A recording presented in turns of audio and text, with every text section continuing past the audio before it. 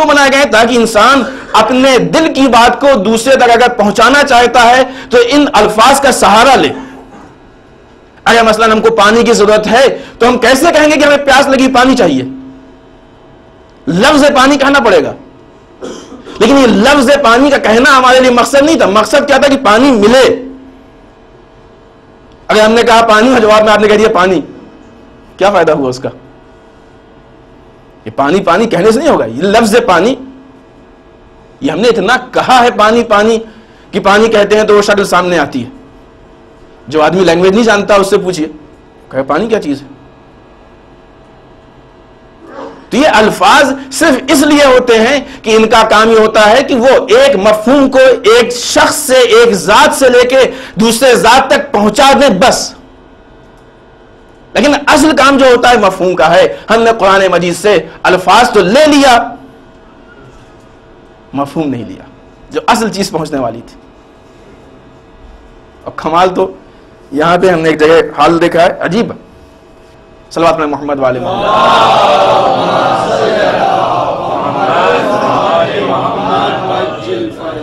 ایک جگہ ہم چلے گئے تھے ایام عزام عشرے کے سلسلے میں. تو ایک صاحب تھے, وہ قرآن سے لوگوں کے لیے دعا تعویذ کرتے تھے. قرآن سے سارا علاج جو بھی آئے انہوں نے. تو جب بھی کوئی آتا تھا تو وہ کہتے تھے کہ دیکھیے فلاں پارے کے فلاں رکوع کو لکھ کے رکھ لیجئے یا مثلا پڑھ کے پھونک لیجئے اور آپ کا فائدہ ہو جائے گا.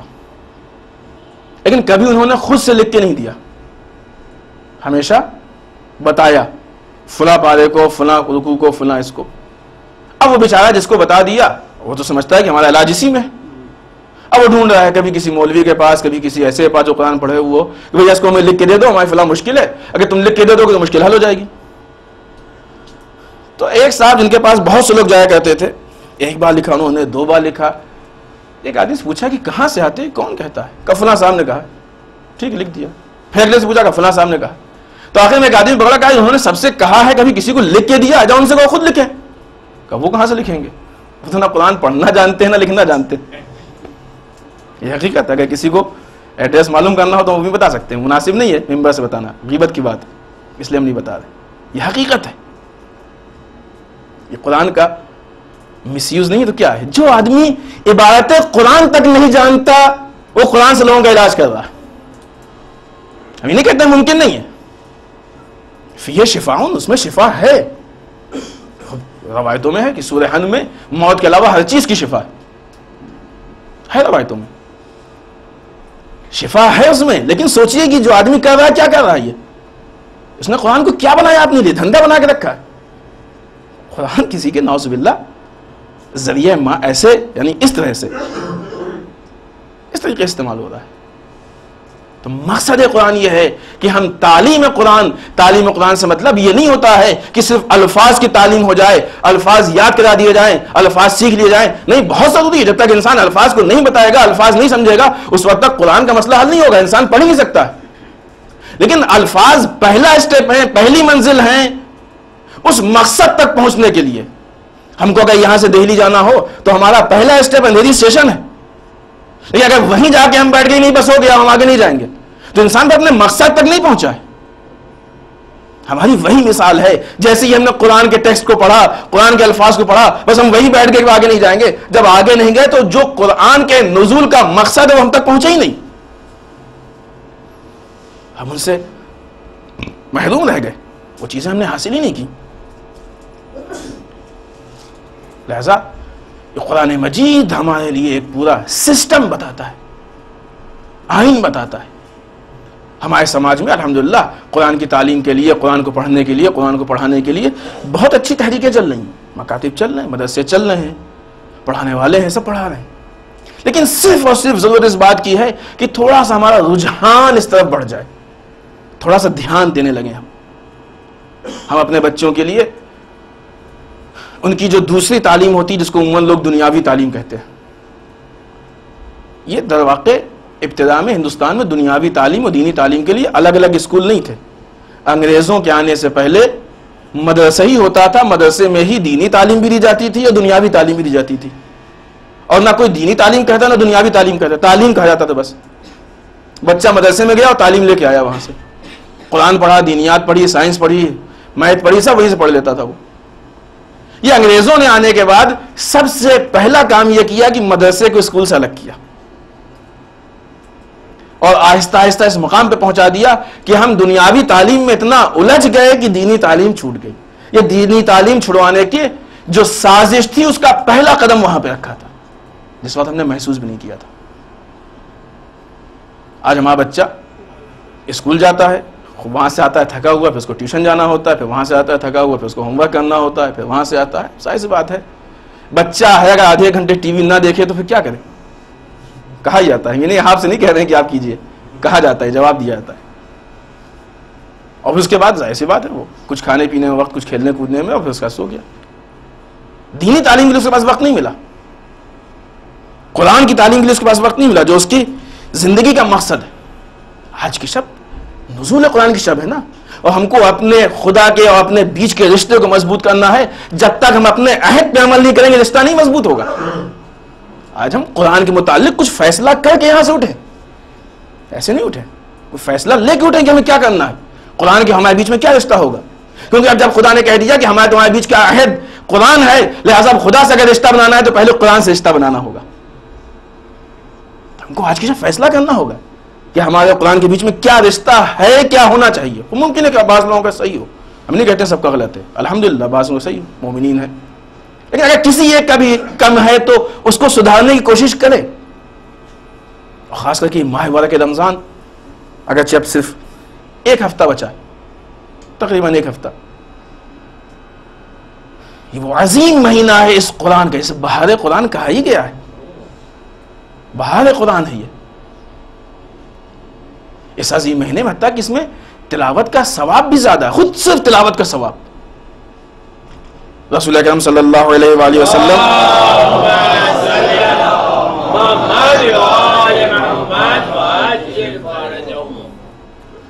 ارشاد فرماتے ہیں, من قرأ فی شہر رمضان آیۃ من کتاب اللہ, جس نے اس ماہ مبارک رمضان میں کتاب پروردگار کی ایک آیت بھی پڑھی, یعنی قرآن کی ایک آیت پڑھی. دیکھیں ثواب کتنا, جس نے اس عظیم مہینے میں اس ماہ مبارک رمضان میں قرآن مجید کی ایک آیت بھی پڑھی. کانا کمن ختم القرآن فی غیرہ من الشہور, تو وہ ایک آیت پڑھنے کا اجر اتنا ہوگا جتنا دوسرے مہینوں میں پورے قرآن کے ختم کرنے کا اجر ہوگا, ثواب ہوگا. سوچئے کتنا عظیم یہ موقع تھا جس کو ہم نے اپنے ہاتھ سے مس کر دیا, ضائع کر دیا. ابھی بھی ایک ہفتہ ہے, ابھی بھی ایک ہفتہ ہے, لیکن یہ ساری چیزیں اس مقام پہ نہیں کہ ہم مزدور بن جائیں, نہیں. قرآن پڑھنے کی بات ہے, ٹیکسٹ کے ریپیٹ کرنے کی بات نہیں. ہم یہ دیکھیں کہ اہل بیت کی زبان میں قرآن کا پڑھنا کیا ہے اور ہمارے سماج میں قرآن کا پڑھنا کیا ہے.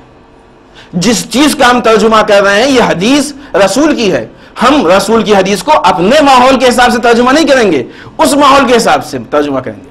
یعنی جب رسول عربوں سے کہہ رہے ہیں کہ قرآن پڑھو, آیت پڑھو, تو ایسا نہیں کہ عرب اگر قرآن کی آیت پڑھ رہا ہے تو اس کو سمجھ میں نہیں آ رہا کہ اس آیت میں کیا لکھا ہے, اس کی زبان ہے اپنی. یعنی ہم سے اگر کہا جا رہا ہے کہ پڑھو تو پڑھنے کا مطلب یہ کہ ہم معلوم ہو کہ کیا پڑھ رہے ہیں. ہم اصل پڑھنے کا تصور ہے ہی نہیں اس کے علاوہ. تو اگر کوئی اس ماہ مبارک رمضان میں ایک آیت پڑھتا ہے تو اس کا اجر ویسی جیسے اس نے دوسرے مہینوں میں پورا قرآن ختم کیا. اتنا عظیم ہے. البتہ یہاں پہ بعض چیزیں ہیں جو ہمارے یہاں تھوڑا سا مشہور ہے, اس کی بنیاد پہ تلاوت کم ہوتی ہے. ہم ایک آدھ دو جملوں میں اس کی وضاحت کرتے ہیں. بعض لوگ کہتے ہیں کہ مثلا کسی نے ماہ مبارک رمضان میں قرآن شروع کیا تو ماہ رمضان میں ہی ختم کرنا ضروری ہے. ایسا نہیں ہے, اسلام نے ایسا کچھ نہیں کہا ہے کہ نہیں اگر ماہ رمضان میں شروع کیا تو ختم. اس کا نقصان یہ ہے کہ بعض لوگ بیچارے ہمت ہی نہیں کر پاتے ہیں, شروع ہی نہیں کرتے.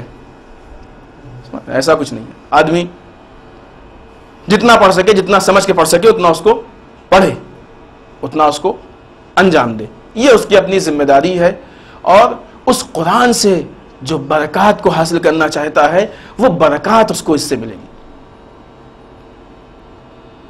یہ قرآن مجید جو ہم کو سارے قوانین, سارے آئین بتا رہا ہے. ہم نے انٹروڈکشن ٹو اسلام میں بتایا تھا کہ انسان کا دین 3 چیزوں پہ ڈیپینڈ ہے. ایک یہ کہ اس کا اپنے نفس سے کیا تعلق ہے, دوسرا اس کا اس کے خدا سے کیا تعلق ہے, اور تیسرا اس کا اس کی سوسائٹی سے کیا تعلق ہے. انہی 3 چیزوں پہ انسان کا دین منحصر ہے, اور اس کے علاوہ کوئی چیز ہے بھی نہیں, دنیا میں کوئی چیز نہیں اس کے علاوہ. یا انسان کا اپنے خود نفس سے کیا رابطہ ہے, یا اپنے خدا سے کیا رابطہ ہے, یا اپنی سوسائٹی سے کیا رابطہ ہے. قرآن نے ان تینوں چیزوں کے لیے مکمل قانون ہم کو بتایا. کوئی چیز ایسی نہیں ہے کہ جو قرآن میں نہیں. اور ایک عجیب اتفاق ہے کہ آج کی شب, ابھی تک ہماری جو بھی گفتگو ہو رہی تھی ہمارے اپنے نفس سے متعلق یا ہمارے خدا کے رابطے کے متعلق. آج کی یہ شب ہے کہ شب جمعہ ہے. خوب شب جمعہ بہترین, یہ ہم لوگوں کی خوش نصیبی ہے کہ اس سال شب قدر اور شب جمعہ میں ہوئی. شب جمعہ کی اپنی الگ ویلو ہے, اپنی الگ فضیلت ہے, اور شب قدر کی اپنی الگ فضیلت ہے. یہ دونوں فضیلتیں جمع ہو گئیں, یعنی نور علی النور. بہترین موقع ہے کہ ہم ان چیزوں سے فائدہ اٹھا سکتے ہیں. لہذا ہم اس شب جمعہ میں, اس شب قدر میں یہ فیصلہ کر کے اٹھیں کہ ہم کو قرآن کے متعلق کیا کرنا ہے. پڑھنا ہے کہ نہیں پڑھنا ہے, وہ پڑھنا نہیں, انڈین پڑھنا نہیں, اسلامک پڑھنے کی بات ہو رہی ہے. رسول کے قول کے مطابق, ائمہ کے قول کے مطابق پڑھنا. کہ ہم کو پڑھنا ہے کہ نہیں پڑھنا ہے,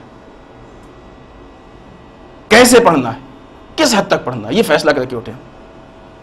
دوسری چیز جو اس سب میں بہت جلدی اپنی بات کو ختم کرتے ہوئے, اس لیے کہ وقت اچھا خاصا ہو گیا ہے اور بہت اہم ہے جو ذکر کیا جائے, وہ یہ کہ کل کا جمعہ ظاہراً آخری جمعہ ہے, اور اس جمعے کی جو مناسبت ہے اس کے متعلق قرآن نے بہت سخت الفاظ میں ہم سے سوال کیا. ہم سوال آپ کے سامنے پیش کرنا چاہتے ہیں. قرآن مجید نے ہم سے سخت الفاظ میں سوال کیا ہے. وما لکم لا تقاتلون فی سبیل اللہ والمستضعفین من رجال والنساء والولدان والذین یقولون ربنا اخرجنا من هذه القریة الظالم اہلها واجعل لنا من لدنک ولیا واجعل لنا من لدنک نصیرا. سورہ نساء کی 75 نمبر کی آیت. ارشاد رب العزت اس میں ہو رہا ہے کہ آخر تم لوگوں کو کیا ہو گیا کہ تم نے اللہ کے راستے میں اس طریقے سے بے بس ہو گئے ہو کہ ان مردوں, عورتوں اور بچوں کا دفاع نہیں کرتے ہو جو تمہیں پکارتے ہیں, جو کمزور ہیں, جو مستضعفین ہیں, جو مظلوم ہیں, تم کو پکارتے ہیں تو ان کا دفاع نہیں کرتے ہو.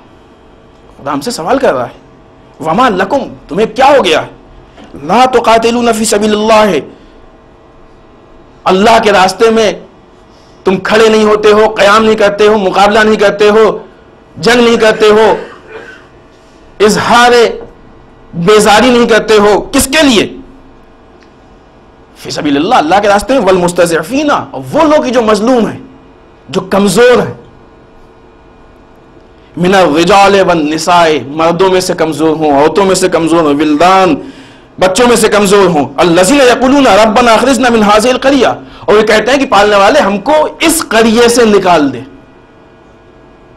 وہ کہتے ہیں پالنے والے ربنا اخرجنا, پالنے والے میں نکال دے, من هذه القریہ, اس قریے سے. کیوں؟ قریہ کی صفت ہے الظالم. کیوں؟ اس لیے کہ قریہ ظالم اہل ہے, یہاں کے رہنے والے سب کے سب ظالم جو ہم پہ ظلم کر رہے ہیں. پالنے والے ہم کو اس قریے سے نکال دے, اس گاؤں سے نکال دے, اس علاقے سے نکال دے, اس ایریا سے نکال دے. کیوں؟ اس لیے کہ اس ایریا میں رہنے والے ظالم ہیں جو ہم پہ ظلم کر رہے ہیں. پھر کیا دے؟ وَاجْعَلْ لَنَا مِن لَدُنْكَ وَلِيًّا, پالنے والے اپنے پاس سے ہم کو کوئی ولی دے دے. وَمِن لَدُنْكَ نَصِيرًا, اور پالنے والے اپنے پاس سے کوئی نصرت کرنے والا دے دے. یعنی جو بھی اس کا ولی بنے گا خدا کی طرف سے ہوگا, جو نصرت کرنے والا ہوگا وہ خدا کی طرف سے ہوگا. یہ پوائنٹ ذہن میں رکھیے. اب آئیے دیکھیے کہ آج کے اس زمانے میں قرآن کی آیت کس سرزمین سے ہم کو پکار رہی ہے. سوال ہے نا, یہ سوال کس سرزمین سے. کہ آج کے اس زمانے میں ہمارا قبلہ اول جو بیت المقدس ہے, کیا وہاں پہ ظالمین کا ظلم نہیں ہے؟ کیا وہاں پہ رہنے والے مظلوم نہیں ہیں؟ کیا مستضعف نہیں ہیں؟ کیا وہاں چھوٹے چھوٹے بچوں پہ ظلم نہیں ہو رہا ہے؟ قتل عام نہیں ہو رہا ہے؟ جو انسان کے ضروریات کی ابتدائی چیزیں ہیں وہ وہاں پہ بین کی جاتی ہیں. ہم نے کسی جمعے کے خطبے میں ایک فتویٰ ان کا آپ کو بتایا تھا کہ یہودیوں کے مفتیوں نے فتویٰ دیا ہے کہ اگر کسی بچے پہ یہ شک ہو جائے کہ بڑا ہو کے ہمارے لیے نقصان دہ ثابت ہوگا تو اس کو بچپنے میں قتل کر دو. سوچئے یہ ظلم، اس سے ظلم ہو سکتا ہے؟ یعنی اس بچے کے قتل کو دنیا کا کون انسان مان سکتا ہے کہ ظلم نہیں ہے؟ اور ہو رہا ہے وہاں پہ. سے بات کہنے کی نہیں ہے. ہماری دیکھیے آپ، اور کچھ بھی چیز نہیں ہے. آپ جائیں نیٹ پہ دیکھیں، نیوز میں دیکھیں، البتہ نیوز کے کچھ مسائل ہیں، لیکن آپ چاہیں گے تو آپ کو خبر مل جائے گی. دیکھیں یہ ہو رہا ہے. تو ایک ایسی بستی ہے کہ جہاں پہ کچھ مسلمان ہیں جو مظلوم ہیں، جہاں پہ مسلمانوں کی ایک بہت اہم جگہ ہے، مقدس جگہ ہے، جسے ہم قبلہ اول کہتے ہیں، وہ دوسروں کے قبضے میں ہے. ہر طرف سے سرنگیں بنی ہوئی ہیں، کسی ٹائم بھی ہو سکتی ہے. ہمارے اکثر انبیاء کا تعلق وہاں سے ہے. بڑی مقدس سرزمین کہی جاتی ہے. آج کی اس تاریخ میں وہ سرزمین بھی پکار رہی ہے، وہاں کے رہنے والے بھی پکار رہے ہیں کہ ہم مظلوم ہیں، یہ ظالم ہم پہ ظلم کر رہے ہیں. اب ان کی آواز ہمارے کانوں میں آ رہی ہے تو اب قرآن کی آیت، یہ خدا کا سوال ہمارے سامنے آ جانا چاہیے، وما لکم، تمہیں کیا ہو گیا ہے؟ لا تقاتلون فی سبیل اللہ والمستضعفین من الرجال والنساء،